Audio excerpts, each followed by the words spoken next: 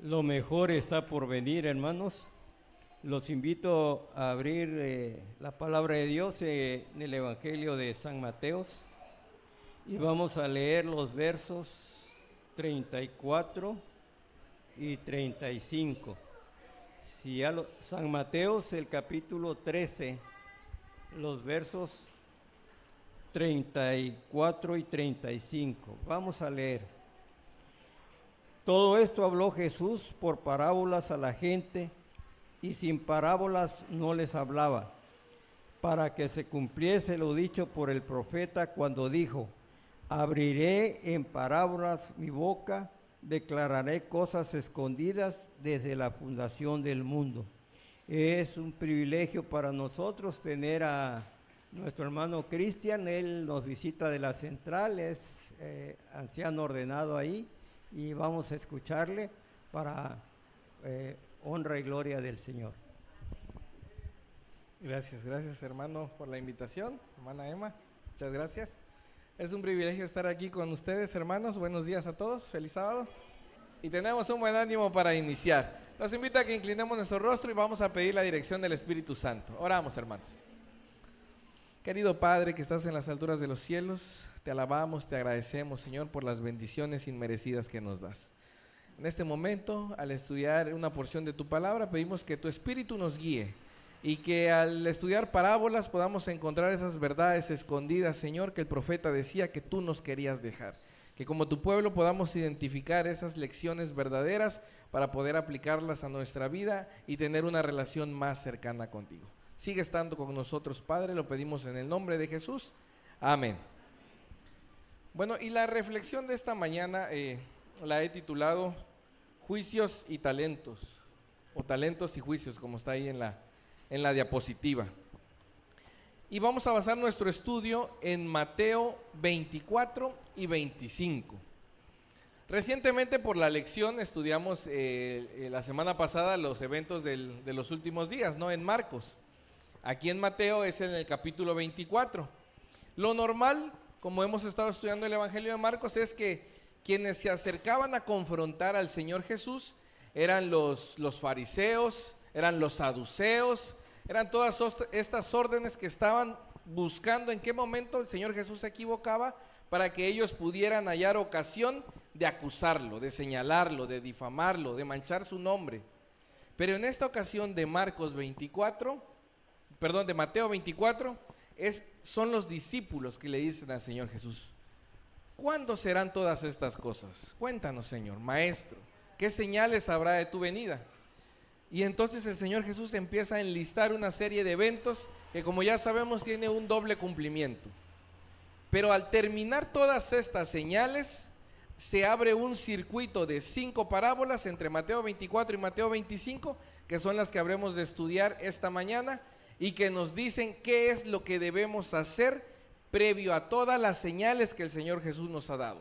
Ya nos dijo que se va a destruir el mundo y todo lo que ha de acontecer previo a su venida. Pero entonces, ¿qué debemos hacer? ¿Cómo debemos prepararnos? Y vamos a estudiar 5 pequeñas parábolas para poder identificar todas las indicaciones que el Señor Jesús quiere que nosotros hagamos. ¿Qué es una parábola? Un pequeño relato, una ilustración, exactamente. Y la cita bíblica decía que por medio de estas simples, pequeñas, cortas ilustraciones, habían verdades escondidas. Habían lecciones grandes, importantes, significativas, que en ese pequeño relato iba inmerso. Y la primera de ellas que vamos a estudiar se encuentra en Mateo 24, en el versículo 42 al 44. Y ahí nos habla acerca de lo que debemos estar haciendo previo a la venida del Señor Jesús. Y dice: velad pues, porque no sabéis a qué hora ha de venir vuestro Señor. Pero sabed esto, que si el padre de familia supiera a qué hora el ladrón habría de venir, velaría y no lo dejaría entrar en su casa. Por tanto, también vosotros estad preparados, porque el Hijo del Hombre vendrá a la hora que no pensáis. Entonces la primera ilustración es de un padre, y el padre de familia siempre procura la seguridad de los suyos, siempre procura que estén bien, que estén a salvo, que nada malo les pase. Y la indicación es velad. Así como un padre de familia ve por los suyos, los cuida, los protege, los asiste, ustedes deben estar velando, en todo momento velando. Y ya la lección de escuela sabática nos dio el ejemplo de los discípulos, ¿verdad? Que el Señor Jesús le dijo, oren por mí, velen por mí. Y nos podemos saber reflejados a veces nosotros ahí. Pero el Señor Jesús nos dice, velad, estad atentos. La siguiente ilustración o pequeña parábola que vamos a encontrar, gracias, se encuentra del capítulo 45 al versículo 51 del mismo Mateo 24.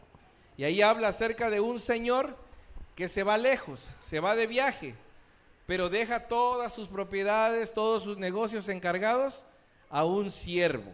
Y la responsabilidad de ese siervo era que él velara por los demás siervos, por el ganado, por las propiedades, que todo lo que quedó a su cargo, él le diera el mejor cuidado posible.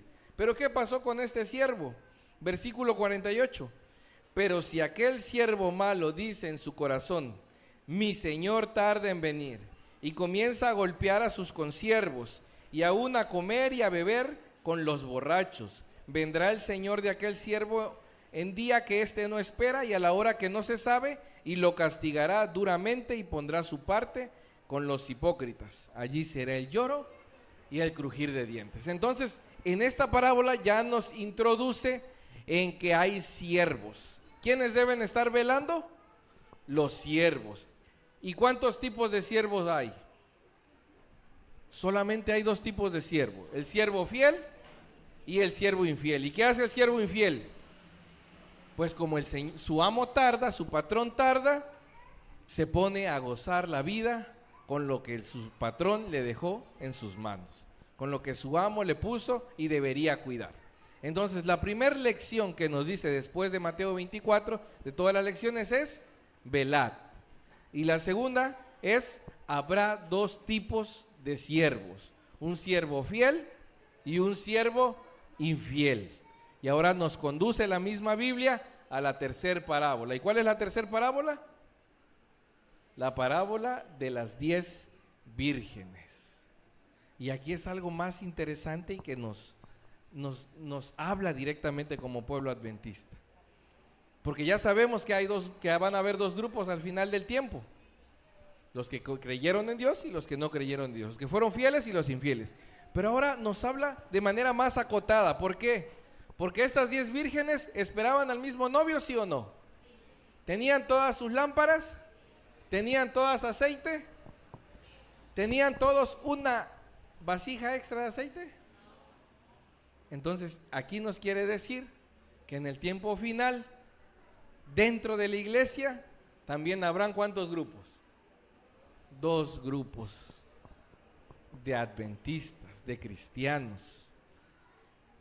Los 10 estuvieron toda su vida en la iglesia. Las 10 vírgenes cumplieron con la ley de Dios. Las 10 vírgenes creyeron, alabaron, sirvieron, predicaron. Pero ¿qué pasó al final? ¿Qué hizo la diferencia? La pequeña porción de aceite extra. Y ahora la pregunta es, para reflexionar, ¿estaremos nosotros guardando extra de aceite? ¿Qué es ese extra de aceite? El Espíritu Santo. Pero ¿cómo podemos tener más del Espíritu Santo? Con una relación más cercana con nuestro Dios. Ahora, ¿estamos procurando tener más o lo mínimo, lo necesario? ¿Qué sería lo indispensable? Pues lo indispensable es cada día levantarnos, estudiar nuestro matinal, estudiamos nuestra lección del día que nos corresponde, pues los que llevan el año bíblico, el capítulo que corresponde, y hasta ahí. Eso es lo indispensable. ¿Por qué? Porque con eso que leí, ese aceite que estoy tomando, ¿me alcanza para cuánto? Para ese día. Pero estoy guardando extra. Al final del tiempo habrá 2 grupos dentro de la iglesia: los que procuraron tener aceite extra y aquellos que llegaron hasta el final, fueron fieles hasta el último momento, pero les hizo falta un poquito de aceite. Y qué triste, ¿verdad? Haber transitado toda una vida creyendo, anhelando, esperando la segunda venida del Señor, y que al final del tiempo por un cachito, casi llegamos, casi nos quedamos. Pues Dios quiera que nosotros no seamos de ellos, ¿verdad? Que nosotros seamos de los prudentes, de los sensatos, que no seamos de los insensatos. La siguiente parábola nos habla entonces acerca de los talentos. Vamos a ir recapitulando. La primera ilustración, ¿qué nos dice? Velad, estad atentos. La segunda, ¿qué nos dice? Habrán dos tipos de siervos, fieles e infieles. Y la tercera, aún dentro de la iglesia habrán dos grupos, prudentes e insensatos, imprudentes. Y ya la siguiente parábola, la de los talentos, nos dice entonces cómo nosotros debemos ser prudentes. ¿Y de qué nos habla de qué nos habla la parábola de los talentos? Del trabajo, de trabajar, de entrar en la acción, de no estar sentados, de no ser espectador, sino que entremos a la acción. Y la última parábola que se encuentra en el versículo 31 de Mateo 25 es cuando se dicta la sentencia. ¿Y de qué nos habla esta parábola? De los cabritos y las ovejas. Nuevamente hay dos grupos. El Señor es reiterativo con estas ilustraciones de tal manera que nosotros no creamos que hay un tercer grupo que va a ser salvo, que hay un tercer grupo que se deslinda de la iglesia y allá aislado va a obtener las... No, el Señor nos dice solamente hay dos grupos. Ahora, ¿qué debemos hacer entonces? ¿Hacia dónde nos lleva? Vamos a leer en Mateo 25, 14 y 15. Vamos a enfatizar un poquito en la parábola de los talentos. El reino de los cielos es como un hombre que yéndose lejos, llamó a sus siervos y les entregó sus bienes. A uno le dio 5 talentos, a otro 2 y a otro 1, cada uno conforme a su capacidad, y luego se fue lejos. El que recibió 5, hasta ahí vamos a dejarlo. Vamos ahora a tratar de dimensionar qué tanto implicaba esta cantidad de talentos que ese amo le dio a sus siervos. Me haré un tantito al lado para poder leer la lámina. Sabemos que el talento era el pago por, 6,000, equivalía a 6,000 denarios. Un denario era el pago por el trabajo de ¿cuánto?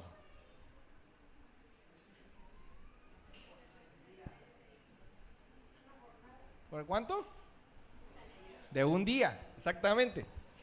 Un talento equivalía a 6,000 denarios. 6,000 denarios eran 6,000 días de trabajo. Ahora, en nuestros días, el año laboral que normalmente tenemos, descontando fines de semana, vacaciones, puentes, tiene alrededor de 260 días de trabajo hábiles. Quiere decir, entonces, que un talento equivale a 23 años de trabajo. Ahora, si nosotros le tratamos de poner un precio monetario actual al día de trabajo, podemos decir 500 pesos diarios que alguien gane, un jornal. Yo pensé rápidamente en el día de un albañil. ¿Cuánto gana un maestro albañil? 500 pesos, más o menos. Por 23 años, entonces estaría ganando 2,990,000, y eso sería el equivalente a un talento. Ahora, el primer siervo entonces recibe 2,990,000. Pensamos que el Señor se va a ir en este momento y va a dejar a 3 siervos de aquí de la iglesia. Y el primero entonces le deja 2,990,000. Al segundo le deja 2 talentos y le deja casi 6 millones de pesos. Y al tercero, porque tiene más habilidades, más liderazgo, le deja casi 15 millones de pesos. 5 talentos. Ahora yo les pregunto, ¿es poquito lo que ese señor, ese amo le dejó a sus siervos? No era poquito. Los que son empresarios o comerciantes tal vez ya están pensando, bueno, si me dejaran ese dinero yo ya hubiera invertido en esto, hubiera comprado 5 carros, los meto en Didi, o compro terreno y construyo y vendo, o compro mercancía, tantas cosas, ¿verdad? Tantas cosas que se podían hacer con todo ese capital. Sin embargo, la historia nos sigue diciendo, y no es tan alentadora como todos pensáramos. Vamos a leer del versículo 16 al 23. El que recibió 5 talentos fue y negoció con ellos, ganó otros 5. Asimismo, el que recibió 2 ganó otros 2. Pero el que recibió 1 hizo un hoyo en la tierra y escondió el dinero. Después de mucho tiempo regresó el Señor y arregló cuentas con ellos. Se acercó con el que había recibido 5 y le entregó otros 5 talentos diciendo: Señor, 5 me entregaste, ten, he ganado otros 5 sobre ellos. El Señor le dijo: bien, buen siervo fiel, sobre poco has sido fiel, sobre mucho te pondré. Entra en el gozo de tu Señor. Se acercó también el que había recibido 2 talentos y dijo: Señor, 2 talentos me entregaste, he ganado otros 2. Su Señor le dijo: bien, buen siervo fiel, sobre poco has sido fiel, sobre mucho te pondré. Entra en el gozo de tu Señor. Y ahora aquí viene algo que quizás no habíamos reflexionado antes. ¿Qué frase le dice el Señor? ¿Sobre cuánto has sido fiel? El Señor dice: sobre poco has sido fiel. Y hace ratito que hacíamos cuentas, yo les preguntaba: ¿es mucho o es poquito? Todos dijimos: no, es bastante. Pero el Señor les dice: sobre poco has sido fiel, sobre poquito has sido fiel, ahora entonces sí vas a estar sobre mucho. Quiere decir, 15 millones es poquito, no es nada para el Señor. Y el premio para ese siervo es, ya no serán 15, ¿cuánto va a ser? 100, 200, 1000, quién sabe. Y es ahí donde nuestra mente a veces no dimensiona el amor del Señor. Y nosotros atesoramos y planeamos y nos enfocamos en las cosas que tenemos aquí. Pero lo que tenemos aquí, ¿cuánto es? Es poco, es despreciable para el Señor. No es nada. En otras palabras, hermanos, el negocio, ¿dónde está? En el cielo. El negocio no está en hacer riquezas aquí, en enfocar todo nuestro tiempo, todos nuestros talentos en lo terrenal, sino en dónde debe estar nuestro enfoque. En el cielo. Sobre poco has sido fiel, sobre mucho te pondré. Pero nuestra mente a veces es limitada y solo observamos lo que podemos palpar, lo que podemos sentir. Y el Señor tiene grandes, grandes planes para cada uno de nosotros. Ahora, ¿cuántos de nosotros no quisieran ser de ese grupo de fieles? Que si consideramos mucho esto, el Señor tiene preparado mucho más sobre nosotros. Pero también hay una parte triste en esta parábola. Versículo 24. Pero acercándose también al que había recibido un talento, dijo: Señor, te conocía que eres hombre duro, que ciegas donde no sembraste y recoges donde no esparciste. Por tanto tuve miedo, fui y escondí tu talento. Ten, aquí tienes lo que es tuyo. Su señor le dijo: siervo malo y negligente, sabías que ciego donde no sembré y que recojo donde no esparcí. Por tanto debías haber dado mi dinero a los banqueros y al venir yo hubiera recibido lo mío con intereses. Quitadle pues el talento y dadlo al que tiene 10 talentos, porque al que tiene le será dado y tendrá más, y al que no tiene, aún lo que tiene le será quitado. Y al siervo inútil, echadlo en las tinieblas de afuera. Y nuevamente allí será el lloro y el crujir de dientes. Entonces el Señor nos vuelve a decir: solo habrá 2 grupos, los fieles y los infieles. Y ahora en esta parábola nos dice los trabajadores, y como dice el versículo 29, perdón, el 30, y los inútiles. Así dice mi Biblia. Mi Biblia así dice. ¿Qué tipo de siervo queremos ser? ¿De los trabajadores? ¿De los hábiles? ¿O los inútiles? Pues suena fuerte, ¿verdad? Suena feo. Pero la Biblia lo dice. Yo escuchaba a un predicador que decía: el que no sirve, no sirve. ¿Es cierto o no es cierto? Y suena feo y lo podemos entender de 2 maneras. El que no sirve, pues no sirve. No está siendo útil, no está dando ningún servicio, no está en acción, está inactivo. ¿Qué hacemos cuando queremos limpiar la casa? todo aquello que no hemos usado en 1, 2, 3 años, pues ya no tiene ningún uso, no tiene utilidad. ¿Y qué hacemos? A la basura. ¿Cuánto tiempo nos ha dejado el Señor a cargo de su obra? ¿Y qué va a hacer cuando venga? Lo que dice la parábola. ¿Quién multiplicó sus talentos? ¿Quién dio frutos? ¿Quién avanzó? ¿Quién creció? Ahora hay otra semejanza en todos estos pasajes. Versículo 19 del capítulo 25. Dice así: después de mucho tiempo regresó el Señor de aquellos siervos. ¿Después de cuánto? De mucho tiempo. Mateo 24, 48.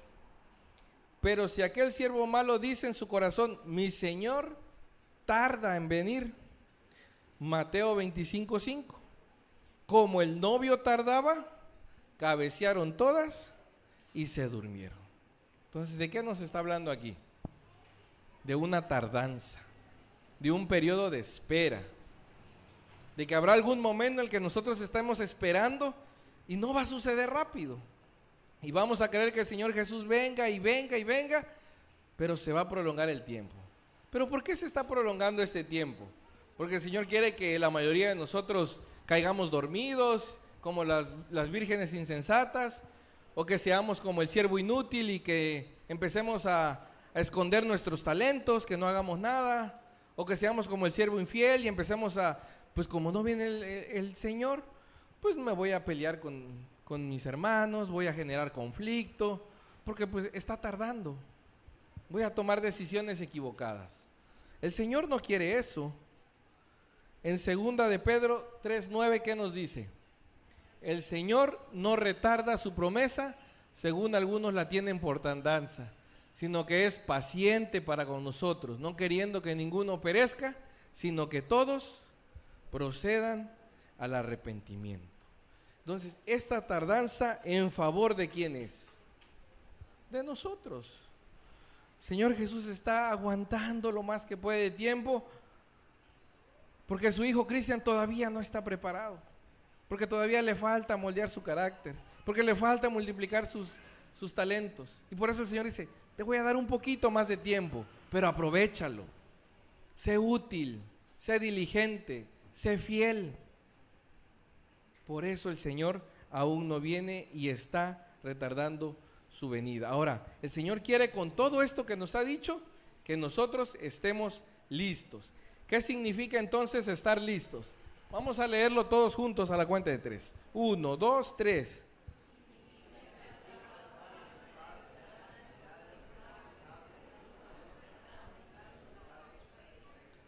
Gracias. Y ahora la pregunta nuevamente es personal. ¿En qué estamos ocupados? ¿Qué estamos produciendo? ¿Dónde está nuestro tiempo? ¿Qué frutos estamos dando? Cada uno nos habremos de responder. Pero el Señor Jesús espera que todos nosotros usemos nuestras habilidades en su servicio. Dios espera que usen al máximo las habilidades que les ha dado. ¿Te estás desarrollando? ¿Estás mejorando? ¿Has crecido? Dios no espera menos que la excelencia de sus hijos. Y podemos hacer el análisis interior. En el último año hemos desarrollado más talentos, más habilidades, hemos crecido, paso más tiempo leyendo la palabra, paso más tiempo en oración. ¿Cómo ha sido mi desarrollo? ¿Qué estoy haciendo? ¿Estoy creciendo? ¿Estoy decreciendo? ¿Hacia dónde va mi vida? ¿Cómo podemos entonces ser, si Dios demanda la excelencia de sus hijos, cómo nosotros podemos ser excelentes? Para plantearnos la respuesta de cómo ser excelentes, vamos a responder primero 2 preguntas. La primera de ellas es: ¿qué debo hacer? Cada uno de nosotros debemos preguntarnos qué debemos hacer. ¿Cuál es nuestra responsabilidad? ¿Cuál es nuestro papel? No qué está haciendo el hermano, no que hicieron mal los de la directiva, no que hicieron mal en la sociedad. No. ¿Qué debo hacer yo? Yo de manera individual. Porque lo que yo haga, ¿para quién vale? ¿Para mi familia? No, para mí. ¿Qué debo hacer yo? Cuando yo descubro qué es lo que debo hacer, entonces me convierto en una persona eficaz. La eficacia viene a mí. Cuando yo identifico, sé muy bien qué es lo que debo hacer, me convierto en una persona eficaz. Ahora, con el solo hecho de ser eficaz, no soy excelente. Tengo que responder otra pregunta. ¿Cómo puedo hacer correctamente lo que debo hacer? ¿De qué manera puedo ser más productivo? ¿De qué manera puedo avanzar más? ¿Cómo puedo hacer mejor la tarea que ya sé que debo hacer? Y cuando sé la respuesta a eso, me convierto en una persona eficiente. ¿Puedo ser eficaz sin ser eficiente? Porque puedo saber dar soluciones a los problemas, pero aquella persona que va un paso antes, que prevé las situaciones y da soluciones, es una persona eficiente. Y si somos eficaces y eficientes, entonces podemos ser excelentes, porque ser excelente es lo más alto. Y eso es lo que el Señor quiere que cada uno de nosotros seamos, que seamos personas excelentes. En cierto lugar, una señora que había dedicado toda su vida a trabajar en un banco, se acercó con el gerente, con el dueño del banco, y le dijo: ¿sabes qué? Tengo un hijo que está por terminar la universidad, y cuando él salga, yo lo he preparado, lo he enseñado, lo he instruido, quiero que trabaje aquí también en el banco. Y el gerente le dijo: bueno, muy bien, perfecto, con gusto, porque tú eres honesta, con gusto le damos trabajo a tu hijo. Pero te voy a pedir lo siguiente, le dice la señora: no quiero que le pagues ningún sueldo. Oye, pero ¿cómo no le voy a pagar? Si va a venir a trabajar, merece ganarse un sueldo. No quiero que le pagues ningún sueldo. Quiero que lo envíes a la sucursal que te da menos ingresos. Y si al cabo de un año, al ser el balance general, esa sucursal no crece en sus ganancias de lo que ya venía haciendo años anteriores, entonces no le pagues. Pero por el contrario, si con el trabajo de mi hijo las ganancias de esa sucursal se elevan, entonces quiero que le pagues un porcentaje de las ganancias que él genere en esa sucursal. Y el dueño del banco se quedó extrañado y dijo: bueno, pues si eso quieres, ¿cómo se va a mantener? No te preocupes, yo voy a solventar los gastos de mi hijo durante todo ese año. Perfecto, está bien. Llegaron al acuerdo de cierto porcentaje de ganancias si lograba hacer crecer las ganancias de esa sucursal. Lo mandaron a la sucursal donde tenía peores números, el margen de ganancia mínimo, y allá se fue el joven. Y transcurrió todo el año. Al pasar el primer año, empezaron a revisar los libros y se dieron cuenta que sí había subido el porcentaje de ganancia de esa sucursal. Quería decir que el hijo había hecho un buen trabajo. Entonces se hicieron las cuentas y le pagaron al muchacho un muy buen dinero. Al siguiente año vuelve a suceder lo mismo. Para el tercer año, este muchacho ya era grandemente rico, porque se había acostumbrado a recibir recompensas en base a ¿qué? A sus resultados. Y su trabajo hablaba por él. Si hacía un buen trabajo, entonces iba a obtener una buena recompensa. Si no hacía un buen trabajo, pues no le iba a tocar nada. Eso es lo que espera también el Señor de nosotros. Que demos frutos, que trabajemos, que pongamos en marcha ¿con qué? Con lo que Él ha puesto en nuestras manos. Él quiere recibir mucho de nosotros. ¿Por qué? Porque ya invirtió demasiado en cada uno de nosotros. ¿Y cuál es esa inversión que el Señor hizo en nosotros? La muerte de su Hijo, la sangre de Cristo Jesús, es la mayor inversión que ninguno de nosotros jamás podríamos pagar. Pero como ya invirtió en cada uno de nosotros, el Señor espera resultados. El Señor espera intereses. Curiosamente, le llamamos intereses también a algo aquí en la iglesia, ¿verdad? ¿A qué le llamamos intereses? A los estudios bíblicos, a las personas que estamos, el Señor espera intereses de nosotros, almas que Él trae, que nosotros traigamos y que conozcan la verdad del Señor Jesús. Vamos a Mateo 20, 26 al 28. Ya vamos a ir terminando.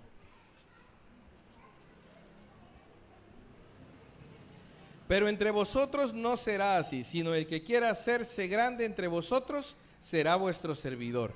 Y el que quiera ser el primero entre vosotros será vuestro siervo, como el Hijo del Hombre, que no vino para ser servido, sino para servir y dar su vida en rescate por todos. El Señor Jesús nos dejó el ejemplo, que mientras más queramos alcanzar, mayor sea nuestro premio. ¿Qué tenemos que hacer? Servir más, trabajar más, dar más resultados. Ese es el secreto. Ahora, la última parábola nos dice la esencia del trabajo. Nos habla acerca del dictamen, nos habla acerca de la sentencia, de que nuevamente habrán dos grupos, pero nos dice en qué se va a enfatizar la sentencia que nos habrán de dar. Vamos a leer 2 versículos, el 35 y 36 de Mateo 25. Y dice así: entonces el rey dirá a los de su derecha: venid, benditos de mi Padre, heredad del reino de Dios preparado para vosotros desde la fundación del mundo. Porque tuve hambre y me disteis de comer, tuve sed y me disteis de beber, fui forastero y me recogisteis, estuve desnudo y me vestisteis, enfermo y me visitasteis, en la cárcel y fuisteis a verme. Entonces le responderán diciendo: Señor, ¿cuándo te vimos? Y él le responderá, versículo 40, de cierto os digo, que cuanto lo hiciste a uno de estos mis hermanos más pequeños, a mí lo hicisteis. ¿Cuál es el secreto entonces del trabajo? Servir, amar al prójimo, ayudar a los demás, mostrar a otros el amor que el Señor Jesús ya tuvo con nosotros y cómo nos ha salvado, e ir con aquellos que más lo necesitan. Esa es la esencia del trabajo que nosotros debemos llevar a cabo. Si cada uno de nosotros pusiéramos en nuestro corazón la disposición de todos nuestros talentos, de todas las herramientas que el Señor nos ha dado para servir a los demás, créanme que no tendríamos ya cupo en nuestras iglesias. Nos harían falta sillas, nos harían falta lugares. ¿Por qué? Porque el método de Cristo es el más eficaz de todo. Más allá de campañas, de predicaciones, el servicio al prójimo es lo más eficaz que nosotros podemos llevar a cabo. Ahora entonces vamos a recordar todas las indicaciones que el Señor Jesús nos ha dado. Velad, porque habrán dos grupos al final de los tiempos. Y aún dentro de la iglesia habrán esos dos grupos. Habrán quienes al final les habrá faltado un poquito, pero por ese poquito no van a entrar al reino de los cielos. Y para que puedan entrar al reino de los cielos, trabajen. ¿Con qué? Con los talentos que el Señor nos ha dado. ¿Y dónde lo vamos a aplicar? Nos dice la última parábola del juicio. En los más pequeñitos, en nuestro prójimo. A ellos debemos alcanzarlos. Y ahora, para ir cerrando, su servidor es asesor del departamento de mayordomía allá en la iglesia central. Y este tema lo preparé para mayordomía. Y ustedes dirán, ¿cómo tiene que ver con mayordomía todo esto? Pero estar velando quiere decir que aprovechamos nuestro tiempo. ¿Qué hizo el siervo infiel con los recursos de su amo? Los despilfarró, se lo gastó en bebida y comiendo. Ser un mayordomo tiene que ver con aprovechar nuestro tiempo, tiene que ver con aprovechar nuestros recursos, tiene que ver con nuestros talentos, tiene que ver con servir al prójimo. La mayordomía está inmersa en nuestra salvación en cada una de las áreas de nuestra vida. Y puede ser que todavía haya quienes digan, pero es que la mayordomía solo es diezmos y ofrendas. Y estamos demasiado equivocados, porque la mayordomía es integral en la vida cristiana y tiene que ver con cada uno de los aspectos de nuestra vida. Vamos a leer los últimos dos párrafos que encontré en Consejos sobre Mayordomía Cristiana.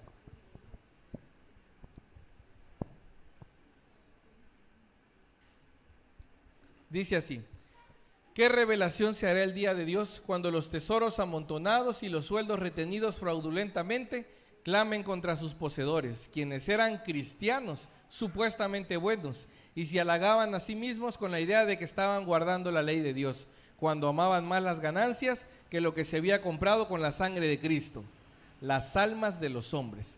Ahora es el tiempo cuando todos deben trabajar. ¿Qué contestarán muchos en el día del Señor cuando Él pregunte? ¿Qué habéis hecho por mí? Que he dado mi riqueza, mi honor, mi posición y mi vida para salvaros de la ruina. Los que no han hecho nada quedarán sin habla en ese día. Verán el pecado de su descuido. Han robado a Dios el servicio de toda una vida. Normalmente pensamos en que lo único que podemos robarle a Dios son nuestros diezmos y nuestras ofrendas. Pero Mayordomía Cristiana nos dice, han robado a Dios el servicio de toda una vida. No han influido en nadie para bien. No han llevado ni un alma a Jesús.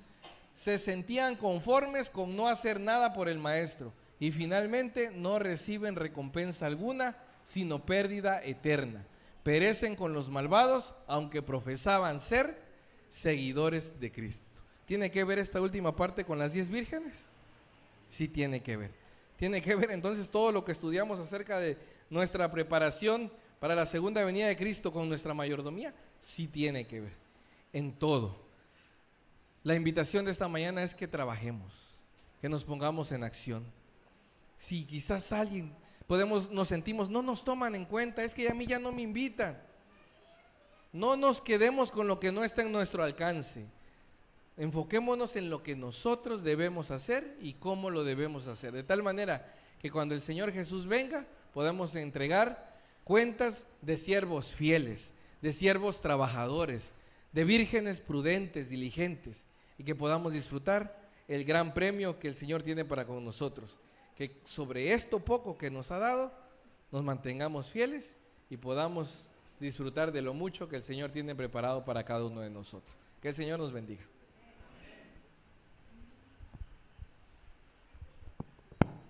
Agradecemos al hermano Cristian por este hermoso mensaje, ¿verdad?